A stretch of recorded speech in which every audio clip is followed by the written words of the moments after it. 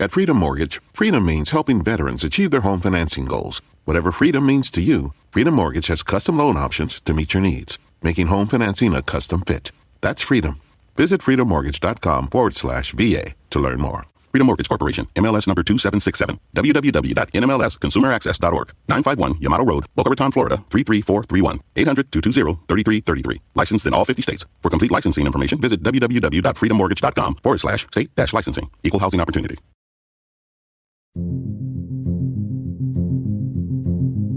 Welcome to the Advisory Opinions Podcast. And full disclosure, listeners, would you say as recently as 23 minutes ago, Sarah, we were struggling for topics? But you know what? We were struggling because it wasn't yet 10 a.m. That is true. That is true. We were struggling because it wasn't yet 10 a.m. Then the court started to let us down, to be honest. It's true. It came out with an opinion in what Google versus Oracle that even saying the words Google versus Oracle bored us both. Amy Howe on SCOTUS blog and her live blog, where it's normally like high energy, she said, please do not ask me to explain the holding in plain English. And Gabriel Malore, who I love following on Twitter to see what he's thinking about various things going on at the appellate court level, but also the Supreme Court, said, good luck. It's like his only take on the case. I was like, okay, nobody wants to read this. It's a copyright case about a specific line of code, and that's as far as I can go in describing the case. Yeah, it's about whether or not the use of many lines of code was fair use. And it was. Okay, end of analysis. Who cares? Yes. Okay, you know what? I just said who cares, and the answer will be all these people are going to email me saying they care, but I don't, is the problem. I don't care. You're gonna get emails from advisory opinion coder listeners saying you have no idea how my life just changed. No doubt. No doubt. I apologize to you in advance that I don't care, but I can't force myself to care about things. But we're looking at a couple of topics of interest that we are going to talk about. A lawsuit filed against an elite high school not far from Sarah. We're going to talk about the effort to, for example, the Georgia House just voted to strip Delta of a tax break after its CEO criticized Georgia's voting law. We're going to talk about some constitutional implications there, but it wasn't feeling like the real meaty advisory opinions that our listeners had become accustomed to. And so then the Supreme Court released some orders, orders list. And in that orders list, there was some spicy stuff. Justice Thomas went on a tear, Sarah, and it was very un-Thomas-like. So this... Was it? It was. Okay. But wasn't it? Okay, but was it? So we'll set the stage. The case was called Biden versus Knight First Amendment Institute at Columbia University. It was formerly known as Trump v. Knight First Amendment Institute, and this was a case involving whether or not there was a constitutional violation when Trump blocked users from interacting with his Twitter account. The Second Circuit said that Trump's Twitter account, which he used for public purposes and as part of his official capacity, when he used it in that way, and then blocked or limited people's access to his Twitter account, that he was acting as a public official clothed with governmental authority, and therefore he violated the First Amendment. That's an opinion I disagreed with strongly back in the day. But they appealed.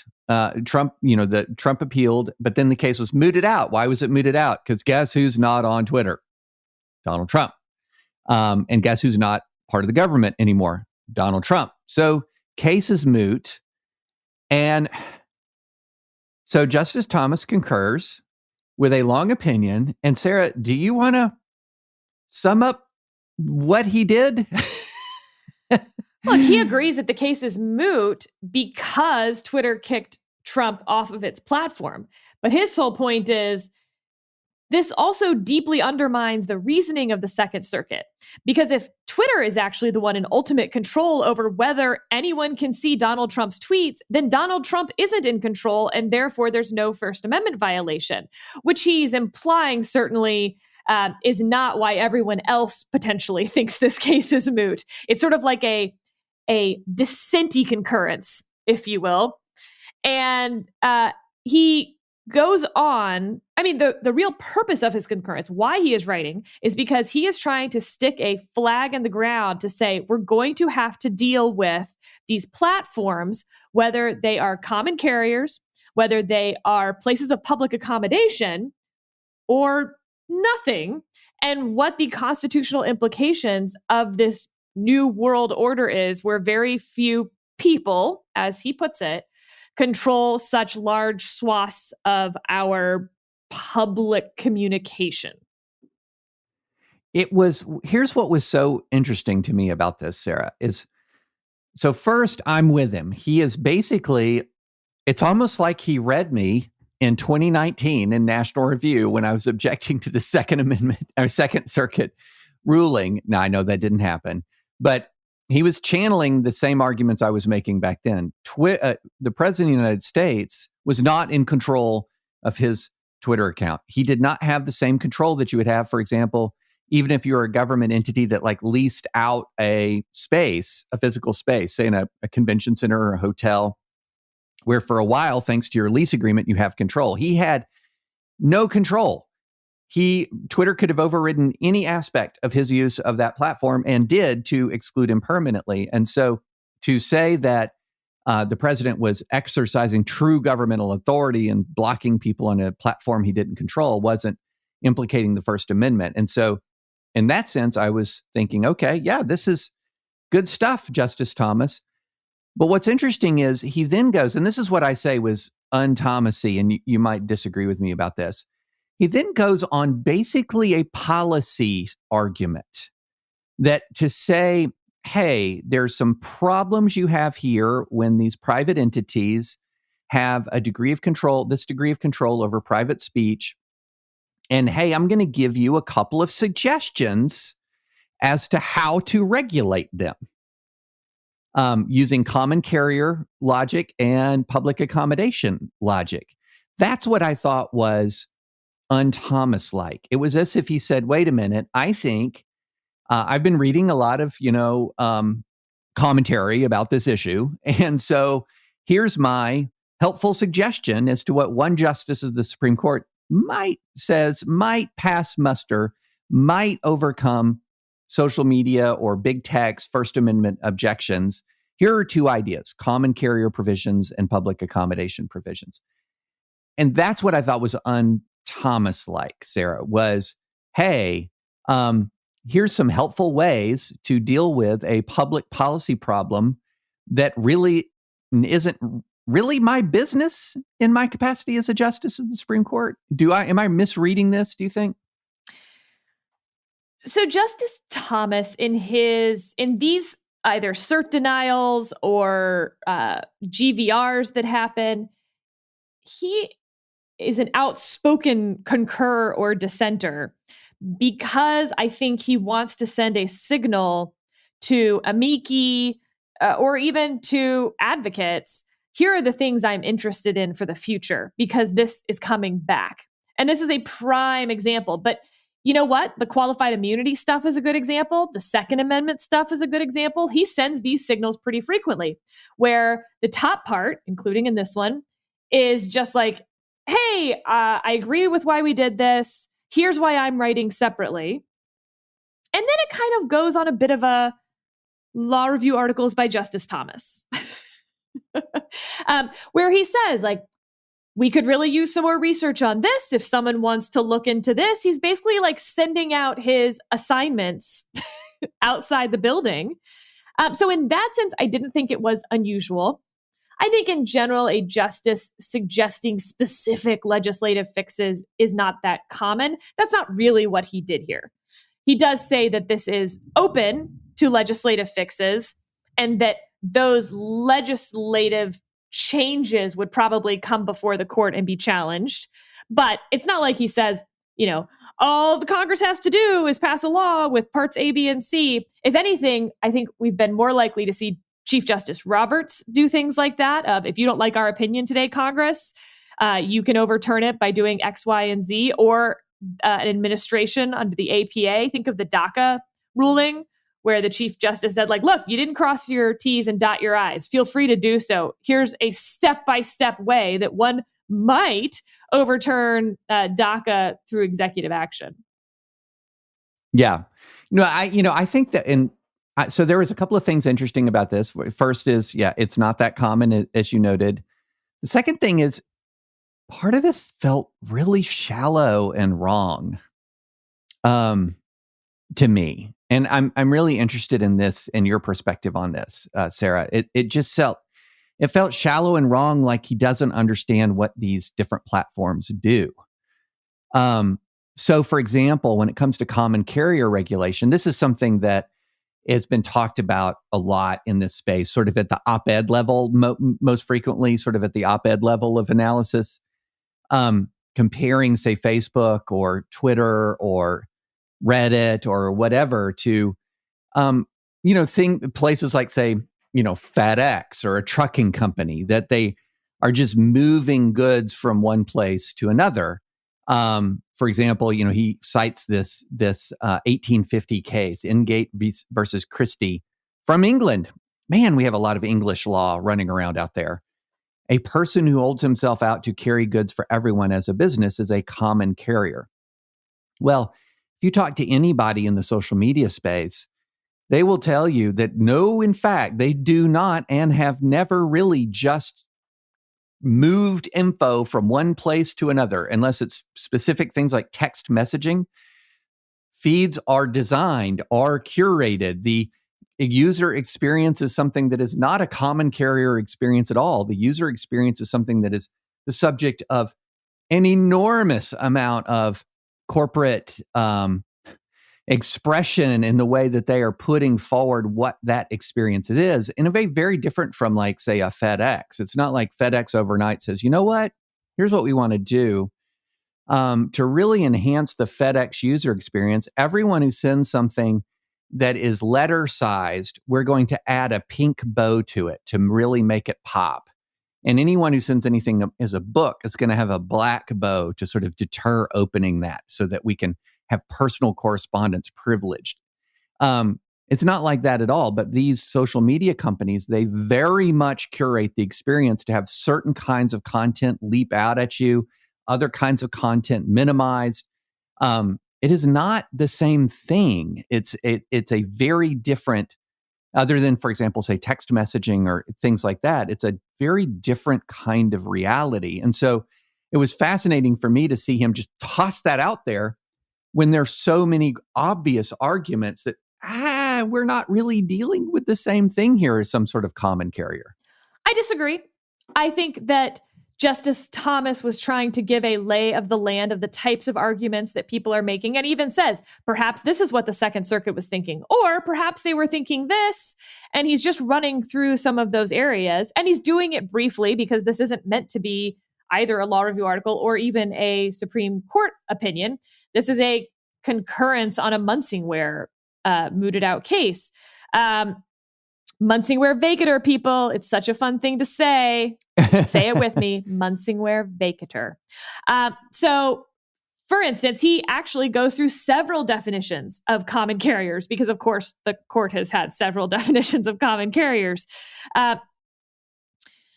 This court long ago suggested that regulations like those placed on common carriers may be justified even for industries not historically recognized as common carriers when, quote, a business by circumstances and its nature rises from private to be of public concern. A company's, quote, property is but its instrument, the means of rendering the service which has become of public interest. Now, of course, he says this is not that helpful because anything can be described as public interest. But telegraphs, for example, because they, quote, resembled railroad companies and other common carriers, were bound to serve all customers alike without discrimination. So again, he's giving sort of a very light touch on, like, okay, here's sort of how common carrier went along for a while.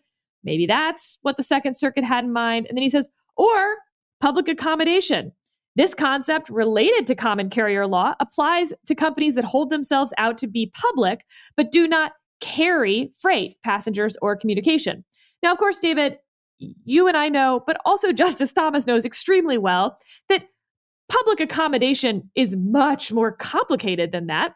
He's just trying to give us a quick, okay, there's also this other thing. Now, let's dive into these a little and try to compare and contrast where these companies might fit in. And he notes ways in which they don't fit. He notes ways in which they do fit. And his overall point is, this topic isn't going away. It's coming back. Hey, litigants, amici, law professors who are writing on this, we need more scholarship on this. And here's sort of where my head is right now, just a little off the top of the head. Now, I think that some people see that and are like, oh, how wildly unjustice-like. It's like more than dicta or less than dicta, depending on how you want to phrase it. Like, why is a justice sharing their thoughts? I think especially from the traditional non-question asking Justice Thomas, the pre-pandemic Justice Thomas, these things were really helpful. And I wonder whether, in fact, the advocacy at the court, written or oral, would benefit from hearing more from justices on what they're thinking. There's sort of this, it's frowned upon because you don't want justices predetermining their views on a case. Well, that's silly. We all have predetermined views of one kind or another when we hear certain words, when certain types of arguments come before us. To express those in advance and say, I don't know, here's sort of where my head is on this. Now try to persuade me, understanding where I'm sort of coming from in first principles, could be very helpful at the court. Well, okay. So I don't like this. I really don't like this. A couple of reasons. One, this is different from questioning qualified immunity, for example. Why? Because qualified immunity was a justice-made doctrine. Okay, this is directly related to specific Supreme Court authority. This is something that is specifically in the purview of the Supreme Court of the United States, is opining on its own precedent. Okay, what it is not in the purview of the Supreme Court of the United States to say, we've upheld Obamacare, but I think it's a pretty inefficient law. And here's some other ideas. Have you considered, Medicare for all? Now, we're not going to say, for example, that Medicare for all would pass constitutional muster, depending on how it's drafted. But we recognize that there's a real issue in trying to provide health care for all Americans. And have you considered this? That's where I think this is a difference. He's not saying, okay, here is a specific court precedent that I have a problem with. Like when he did the dissent in the June Medical Services case, and he calls out Casey and Roe. Again, that's a justice of the Supreme Court opining on the precedents of the court. What you have here is he's saying, well, look, when I'm opining on the precedents of the court, I'm agreeing with the court's decision here. This case is in fact moot. And in fact, I think the Second Circuit got it wrong for various, to the extent I'm going to express an opinion on the case, I'm going to express it with regard to our, existing precedent and First Amendment jurisprudence. But oh, by the way, here is this problem that people have with big tech, and dear legislatures, here's a couple of ways that you might want to think about it. I'm not going to say they're going to be okay.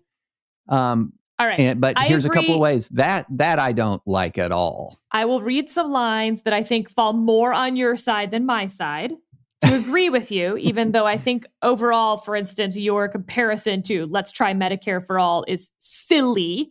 But no, it's very good. You're it's very a great silly. Comparison. Silly.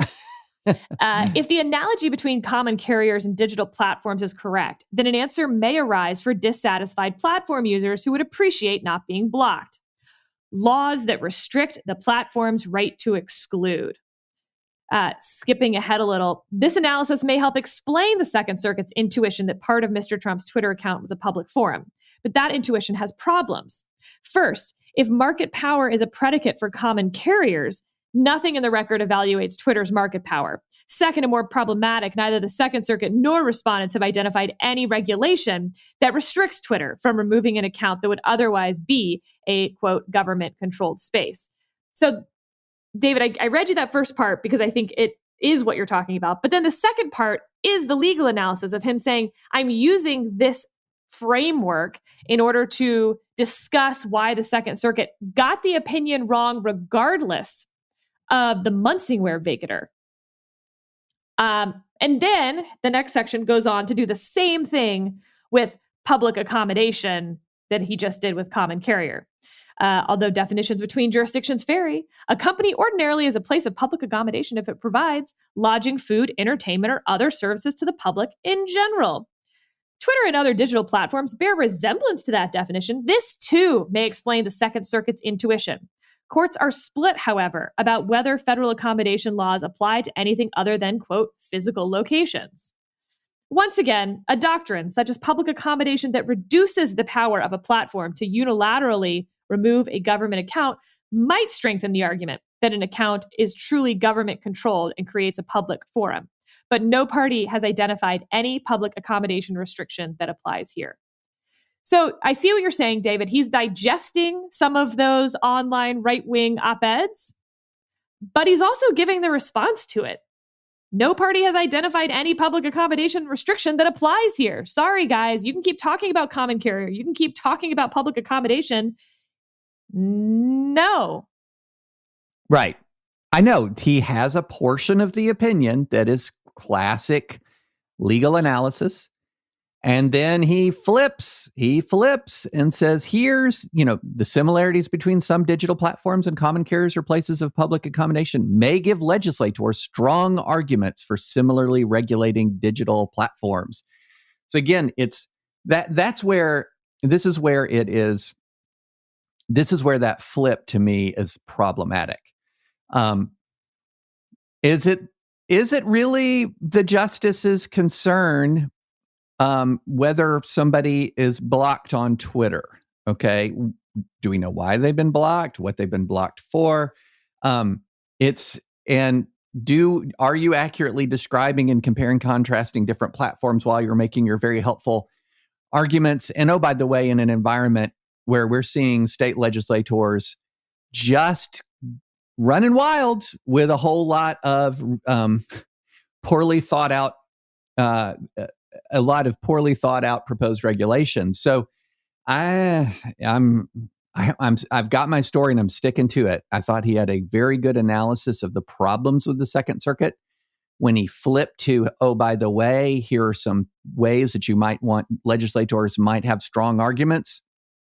It started to fall apart, in my view. I love me some Justice Thomas. I mean, this is a critique made not in anger but in regret. The opinion ends with the extent to which the power to remove people from the platform matters for the purpose of the First Amendment, and the extent to which that power could lawfully be modified raise interesting and important questions. This petition, unfortunately, affords us no opportunity to confront them. Well, it provided some opportunity. It did indeed. It provided him opportunity this opportunity is going to be chewed over this is going to be the concurrence that launches what's the over under 900 op-eds. But this is going to launch a lot of commentary. Let's put it this way. If a DC Circuit judge's dissent that one Judge Silberman's that we talked about liberal or progressive control of the media launched a huge conversation online. A Supreme Court justice proposing potential, maybe, sort of, possibly not really saying, but kind of saying anyway, ways to regulate big tech is going to launch a lot of conversation. So on that, I wouldn't say buckle up because it's not going to be that exciting, but maybe hold on to the armrest. Okay, but also in the orders, there was a dissent from denial of certiorari. Gorsuch and Alito joining Gorsuch had a little bit of a religious liberty dissent, David. I thought you'd be super into it. So this is a case about Jason Small. He worked as an electrician in Memphis, near you. Not that near you, but kind of near you. And he got an on-the-job injury, and he was moved into a new role as a dispatcher, which came with a different schedule and mandatory overtime hours. The new hours, he said, conflicted with his religious obligations like worship services on Sunday morning. This case was denied cert. Gorsuch's point is really interesting. I am surprised that they didn't have 4 votes to grant cert. He touches on why that is. But in short, Title VII, this is the federal statute that prohibits discrimination on the basis of race, color, religion, sex, and national origin. It literally, in the text, requires employers to give accommodation unless doing so would impose a, quote, undue hardship. But in 1977, the Supreme Court, in a case called Hardison, defined undue hardship as anything, quote, more than a de minimis cost, which is sort of not the opposite of an undue hardship, but not a synonym. Undue hardship is like I don't know, is it between a 4 and a 6 on the 1 through 10 scale burden? More than a de minimis cost is anything above a 1 on the hardship burden. This has been pointed out before, since 1977, obviously, but this is sort of the perfect case for it, whether small would win or lose, frankly. And so Gorsuch runs through it really persuasively, I think, again, just that the court should take this case, because Hardison is that type of case from, let's call it the pre-textualist, pre-originalism, make up the law as whatever we think is fair days, that this court has been particularly keen to revisit, even, frankly, the liberals on the court, because those precedents are on such shaky ground legally. They want to shore them up or build up something new in their place. Hardison is like squarely in the middle of that. And as Gorsuch points out, the application of that undue hardship language to all the other parts of Title VII, race, national origin, et cetera, like undue hardship is real. It's only on religion. It's just religion where the Hardison de minimis cost has ever been applied. And so once again, as Justice Gorsuch says, Title VII's right to religious exercise has become the odd man out. Alone among comparable statutory protected civil rights, an employer may dispense with it merely at whim. As this case illustrates, even subpar employees get more favorable treatment than highly performing employees who seek only to attend church. Under the ADA, an employer may be required to alter the snack break schedule for a diabetic employee because doing so would not impose an undue hardship.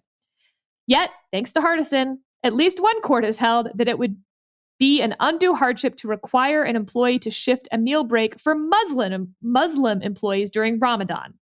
That example, the diabetic versus the Muslim accommodation, is exactly the distortion that Hardison puts on Title VII undue hardship language. And fascinating. And they couldn't get 4 votes, David.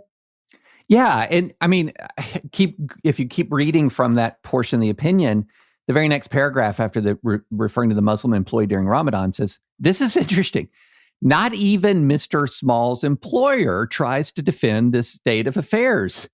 The company candidly acknowledges that Hardison, quote, very likely is not the best possible gloss on Title VII's language. 2 of the 3 judges on the panel below agreed, writing separately to explain their view that Hardison rewrote the statute. Yet today, this court refuses even to entertain the question. It's a struggle as to see why. So this is something that I think, so I thought Gorsuch did a fantastic job of just showing, wait a minute, in this aspect of Title VII case law, the treatment and the protection of religious liberty or the religious observance by employees is way out of line with the treatment of the protection provided by non-discrimination law in many other contexts. Way out of line. It's a distortion of the law. And so I thought he did that very effectively. He says that the most charitable explanation for the court's inaction has to do with issue preservation. Maybe, I don't know. But I'm going to tell you, this is not going to go away. This goes back to something we talked about in our Dispatch podcast last week, and that is the decline of membership in churches, synagogues, mosques. Now less than 50% of Americans belong to a church, synagogue, or mosque for the first time since Gallup has been tracking this number, the decline has been precipitous.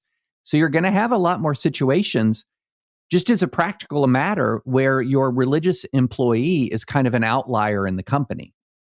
He might have religious observance requirements that are just not the norm, but where I'm in the South, it's pretty normal for employers to say, okay, hey, who needs to be at church on Sunday? Who doesn't? We're going to kind of work shifts around that kind of thing. And that's normal. Lawsuits don't arise. It's just the way business is done. But as religious employees become more outliers, particularly in specific sections of the country, the religious non-discrimination provisions of Title VII are going to become more relevant. And right in this aspect of that religious non-discrimination law is an outlier of weakened protections compared to basically all other non-discrimination doctrines. And so something's going to have to give here. And I'm with you, Sarah. It's a little surprising. Do you think what's your rank speculation as to why there were not 4 votes here? So in our 333 court, I have a very hard time believing that Thomas didn't vote to take this case. I'm a little surprised he didn't join the dissent, but he may just have not had the sort of time to add much to it. It was already a good dissent. Alito was on it. No big deal. The question was why they weren't able to get someone from the other 3, the Kavanaugh, Barrett, Roberts 3. Those 3 are much more interested in the posture of the case. Gorsuch hints at the issue preservation problem. And when he cites the opposition's brief that you just quoted, where they're like, look, Hardison may not be very good. They also are going to emphasize that this is simply not a good vehicle to overturn Hardison. And, you quoted the opinion from the lower court and those judges saying that Hardison rewrote the statute. That was Judge Thapar and Judge Kethledge both saying that, look, our hands are tied by Supreme Court precedent, but please, please, please, we are not in favor of this. Again, not because they necessarily thought this was a good vehicle, but because they wanted to express that they don't agree with Hardison and probably just teeing it up for later. Once again, I think this is a pretty clear, the problems with a 333 court are going to be the cert petitions, not just the opinions themselves. Now, each of the 3 needs someone from another pod to come join them to grant cert. And clearly, Hardison lives another day because of our 333 court. Before we move on to a little Supreme Court bingo, I just want to throw a little shout out to Thapar and Kethledge. That's not just any 2 judges. Those are 2 that would be on a short list for the next Republican Supreme Court nominee, and also 2 of my favorite circuit court judges. And 2 feeder judges, big feeders. A lot of their clerks are going to go on and clerk for the Supreme Court, and they will take their Hardison hatred with them in the next year, 2 years, as they get to the Supreme Court and have an outsized influence on the cert petitions, actually, because Supreme Court clerks are going to be, we talked about this in a previous episode about the cert pool, where several of the justices combine clerks. They all read all the cert petitions, divvy them up. And then they're really the only ones who are going to get their hands on those and recommend which ones should even get judicial consideration from the justices. So those clerks being brought into the world under a Thapar and Kethledge and their feelings on Hardison, that will reverberate. We'll see that come back. To the Thapar and Kethledge clerks listening, I know you are. In my best Sith Lord voice, I'm going to say, give in to your hatred of Hardison. Give in to your hatred. Let it burn. Let it burn within you, so that when you are fed upwards, that you're putting those petitions to the top of the pile. So the Hardison length, it's hard for me to see what the justification is for this outlier provision in non-discrimination law. It's very hard to see. And especially, it's going to become especially salient, as I said, as religious observance becomes less common You're going to be an outlier. There's going to be a need for an accommodation in much the same way that you have accommodations for people with disabilities, or you have accommodations for service members. You have these kinds of things are going to become more real, and that's why it's going to be necessary to deal with it sooner rather than later. So, end rant. Let's take a moment and talk about our sponsor, The Economist. One of my favorite magazines, a magazine I've been reading for a very long time. I mean, a very long time. Something that has been providing me with thought-provoking, informative articles and content since really before the internet. So I'm very excited that they're a sponsor. And right now you can get 50% off a year's digital subscription with awesome features and benefits like the app, audio version, films, and podcasts. I recommend The Economist because it gives me insight into what's actually happening in the world. It's forward-looking with a global perspective and deeply researched, so you're getting analysis that is second to none. It covers everything from economic systems, politics, the environment, to what's happening in arts, science, and tech. There's a reason world leaders read it, so I hope you'll give it a go. Just visit economist.com/opinion50 to get 50% off your first year, including full access to the app, and economist.com. That's economist.com/opinion50, where 50 is a number, 50, for your 50% off your first year, and enjoy The Economist whenever and wherever you want. All right, David. So, as listeners from last spring will know, I'm very into Supreme Court bingo. This is where you look at how many oral arguments there were for a month and how many opinions have come out from that month. And as you get toward the end, you can look at which justices have not written, because generally, and it's very general, each justice will write one opinion from each month, assuming that there are enough arguments. Although as the number of cases go down, Supreme Court bingo is going to get a lot less fun. However, I was hoping today at 10 a.m. we might get the Obamacare case. And let me tell you why. Because there were 10 October arguments, 9 of which have already come out, which means we're going to start then getting more November arguments. There were 8. We've had 3. So we're going to be on Obamacare watch here for the next few opinion hand-downs. It's April. I think it's coming down any time now. I will tell you, however, unfortunately for our authorship bingo, we don't have a lot of guidance there. The only justices who have written November opinions are Thomas, Sotomayor, and Barrett, none of whom I expected to write the Obamacare opinion. So no thoughts on who's writing it, but definite thoughts that it's coming soon, real soon. It's interesting. The longer it goes, the longer we wait, the more curious I am, because I just thought this thing would be and I still think so. I still think so that this is please. This is, this statute is severable. And even if we're striking down the individual mandate's sort of a dead letter already anyway, because it's a penalty without a penalty. and it felt to me like a kind of swat aside sort of opinion. But the longer this waits, they wait and wait and wait on some of the bigger stuff. So I'm just growing. I'll just say I'm growing more curious about the results. So not to say that I'm changing in any way my prediction. I'm just growing steadily more curious, Sarah. And actually, I need to revise what I just said. We're done with October arguments. The Google case, the Google v. Oracle that I didn't care about, that was the 10th.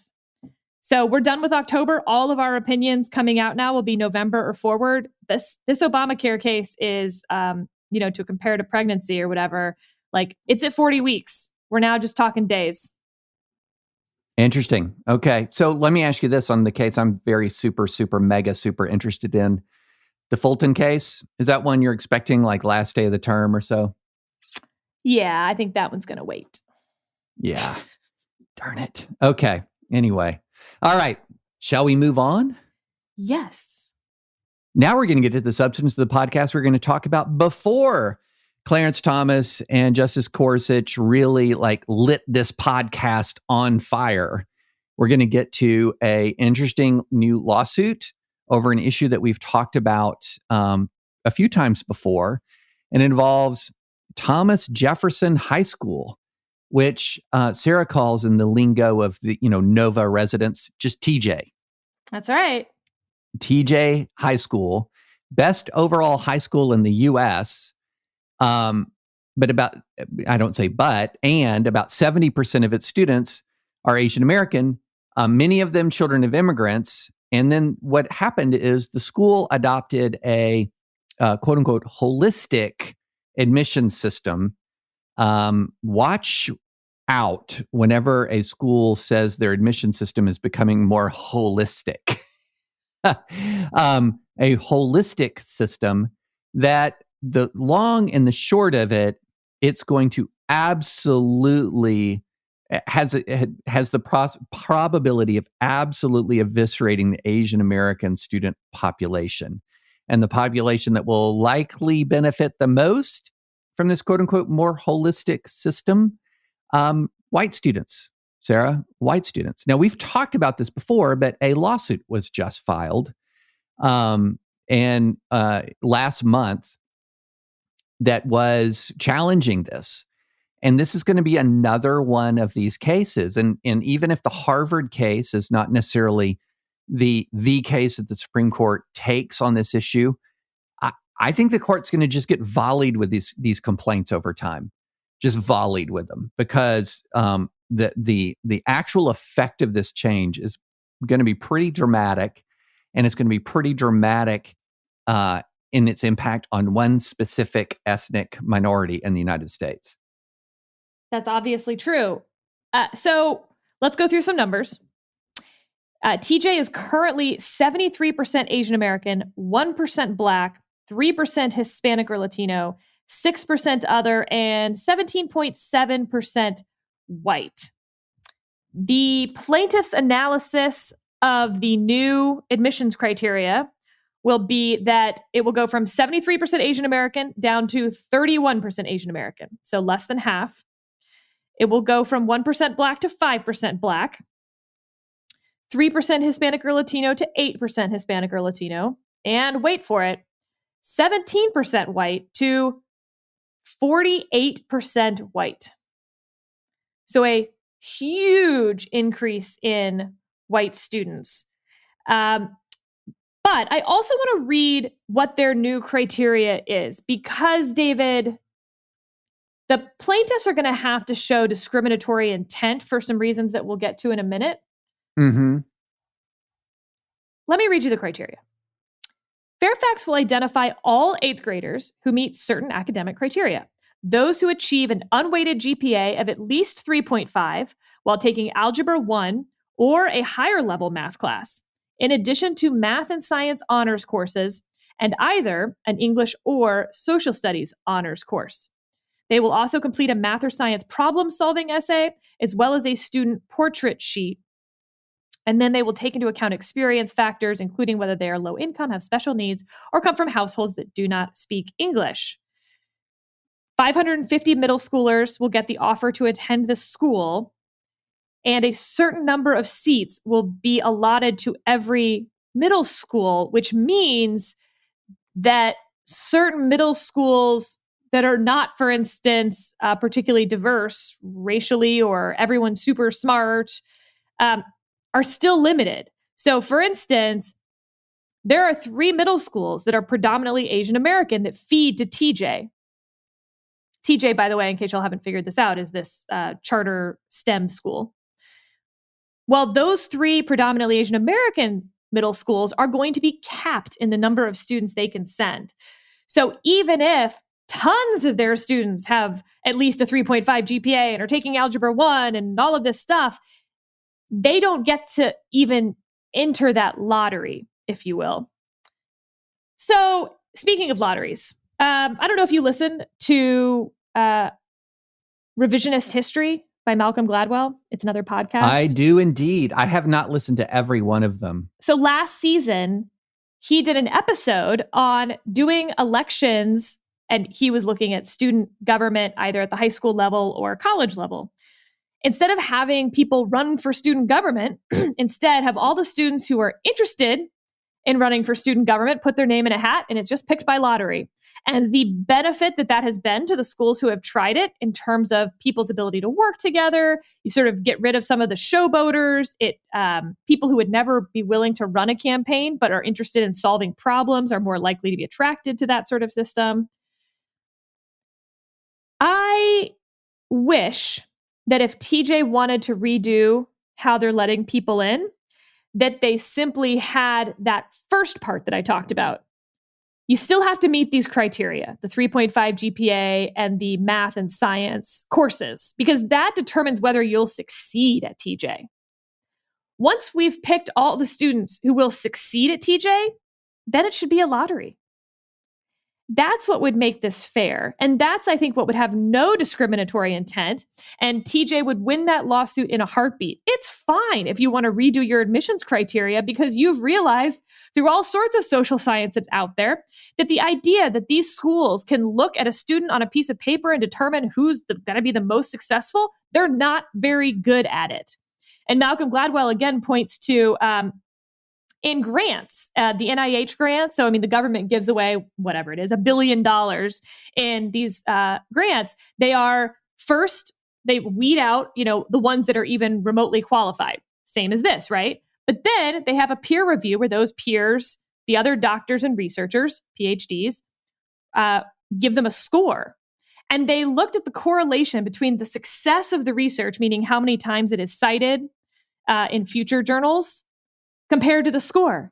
And it's unrelated. So even experts are not good at these sort of peer evaluations based on prediction, based on future performance. They should go to a lottery. It would be far more fair, and it would pass constitutional muster. So given that, let's talk about the lawsuit. Pacific Legal Foundation brought this lawsuit on behalf of several parents, including, by the way, a parent of a Black student who is currently at TJ, which I found interesting. Very interesting. Yeah. They are bringing a 14th Amendment challenge. They are claiming paragraph 59 of the complaint. A facially neutral state action violates the equal protection law when it is enacted with a racially discriminatory purpose.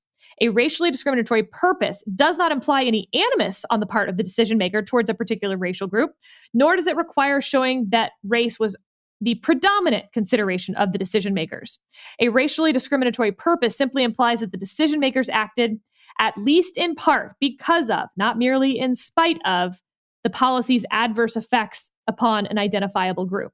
So they acknowledge that this is a race-neutral policy change. On its face, what they're arguing is that the purpose of the policy is, at least in part, to limit the number of Asian students and make the school's racial balance look more like the racial balance of the area that it draws from as a whole, which frankly isn't really in dispute. They've said that they want it to look more like the community as a whole. The question is whether the court will continue drawing sort of this line around like, well, diversity in and of itself is an admirable goal rather, even if it has a discriminatory effect. But here, where they're changing an admission policy and it's public, unlike Harvard and Yale, you get to look at the discriminatory purpose. And that's what's going to be interesting about the TJ case. Yeah, it is. And, but one of the things I want to emphasize, and you've already put this out there in the numbers, what is consistently interesting to me about these discriminatory practices, or these practices that result in disproportionate burden being borne by Asian American applicants, is that, in the diversity metrics that are used, often when Asian American applicants bear this burden, you will see some benefits, some slight benefits to Black students or to Hispanic students. But time and again, what are you seeing? You're seeing a really substantial benefit as a result of these disproportionate burdens on Asian Americans on that, much oppressed American community of upper middle class and wealthy white people. That's who's largely benefiting from a lot of these disproportionate burdens placed on Asian Americans. It is not the case that it's not simply the case that, oh, wait a minute, we're going to impose some additional burdens. And what that's going to do is for some other historically disadvantaged minority groups in the U.S. that we're going to give, they're going to have some extra opportunities. When all the numbers shake out, what ends up happening is, and at scale much more, is that you're going to disadvantage high achieving Asian American students, and you're going to advantage an awful lot of, to be fair, relative high achieving white students, but not quite as high achieving. And that's one of the interesting subtexts of all of this that is not, I think, been fully digested in the public debate. It's often seen as, well, this is a sacrifice that some families bear to make sure that other historically disadvantaged communities get additional benefit. Not working out fully like that in these circumstances. And I think that that's one thing that needs to be understood and known. By the way, for those of you who are curious what the former admissions policy was, it was a standardized test considering of ACT-inspired reading and science components. It is, quote, famously rigorous and competitive. Many students spend months, if not years, studying for the 3-part test. Test preparation was awfully a family affair, with families joining in to help quiz and cheer on their students. Student applicants scoring highly enough to become semifinalists advanced to part 2 of the admissions process, which required 2 teacher recommendations, a student information sheet in which applicants respond to 3 writing prompts, and a problem-solving essay. Again, David, this actually would be all better off if they set the requirements needed to succeed at TJ and then did a lottery, instead of trying to rank these students by standardized tests that are at best a rough measure of how prepared they'll be to come to TJ and try to rank them, or this super holistic approach where they're now going to try to rank them based on even less quantitative information, and they're still going to try to rank them based on very, very qualitative information. This is my point about like the Marine Corps. Either you need to be able to do 20 pull-ups in a minute to be a Marine, or you don't. If you do, set that as the standard for men and women. If you don't, then set it as what you need to be a Marine. And here, to succeed at TJ, what they now clearly mean is that you need a 3.5 GPA and some higher level math and science courses. Great. Then there's going to be a big group of students who could all succeed at TJ. Make it actually fair. And by the way, that big group may not be racially proportional to the community as a whole. I kind of doubt it would be. That's okay, because those are the students who could succeed, and they should be picked in some ways based more on their individuality, which is what that lottery would do. You would all have an equal chance. And yes, there would be some luck involved, but at least it wouldn't be based on your race. Right. Nope. I'm with you. We might have departed. You might have been in error about elements of Justice Thomas's concurrence, but we are reunited when it comes to this issue, Sarah. Reunited. It's also interesting, of course, in terms of their ability to prove the discriminatory purpose, that the percentage of Asian students at TJ has gone up substantially in the last few decades.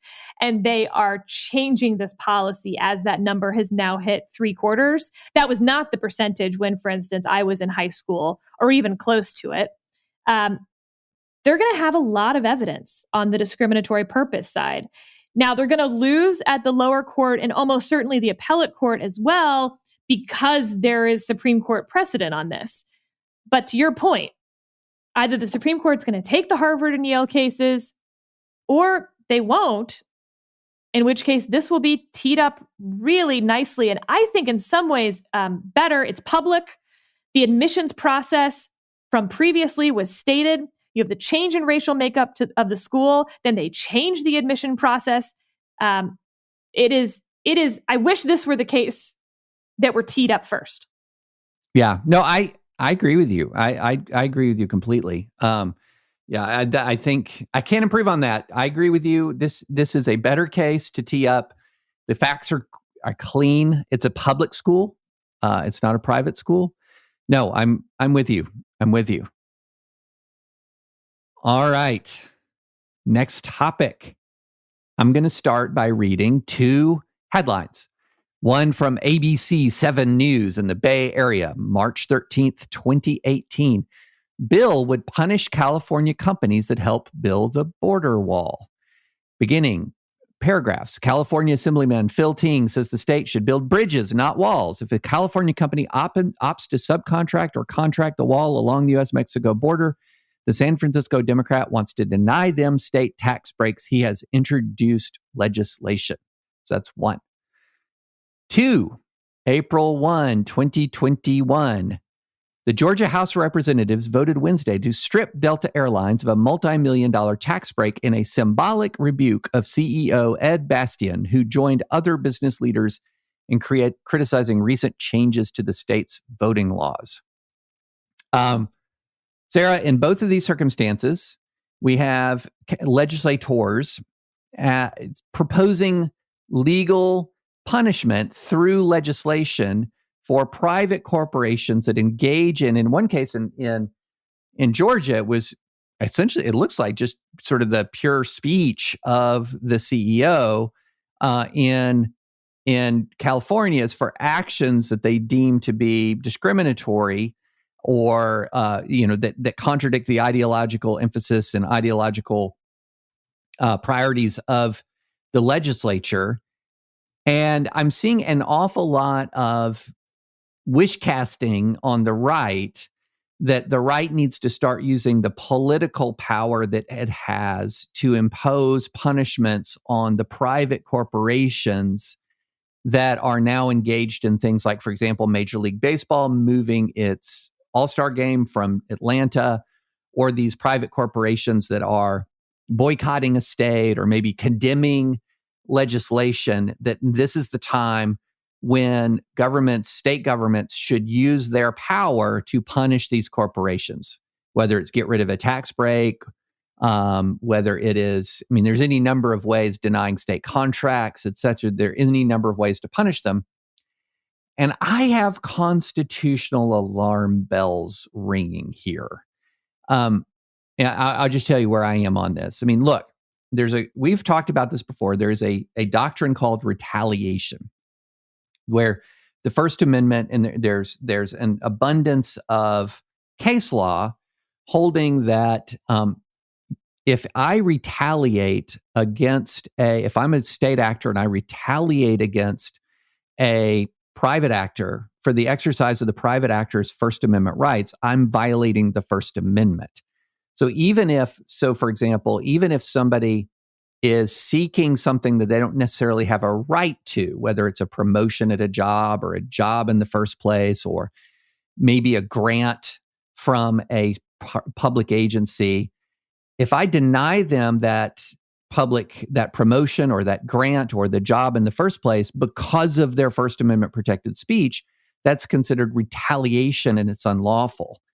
And what we're getting at here are some interesting examples of where the legislative process people are urging that the legislative process be used in an explicitly retaliatory way against corporations that are engaging in corporate speech activities that you don't like, or political activities that you don't like. And I'm getting constitutional alarm bells ringing there, Sarah. What are your thoughts?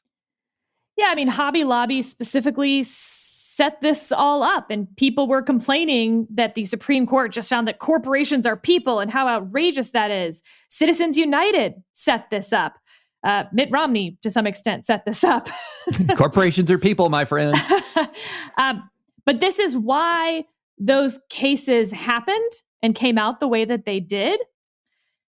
And so I hope that those on all sides of the political spectrum may take a step back from their partisan positions and say, like, oh, there actually is a reason to have the law this way.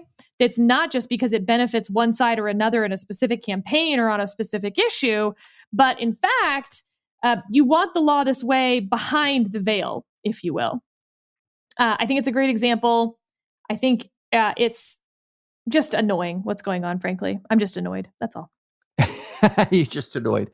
Yeah, it's one of these things where what we're beginning to see happen, and it's happening both on the left and the right, but it's particularly prominent on the right now because of the power of progressive corporations, is that we're increasingly seeing a situation where something is happening we don't like. People are using liberties that they have in a way that doesn't necessarily violate our pre-existing legal rights in any sort of way, but we really don't like it. It is very angry. It is very irritating, and it might have some real world consequences. Like when MLB moves from the Atlanta All-Star game, there are some real economic consequences and costs that are imposed there. Now, ordinarily in a situation where a private company cancels an event, there's going to be perhaps some contract law remedies involved, where you might be able to sue and recover damages for for breaches of contract, etc.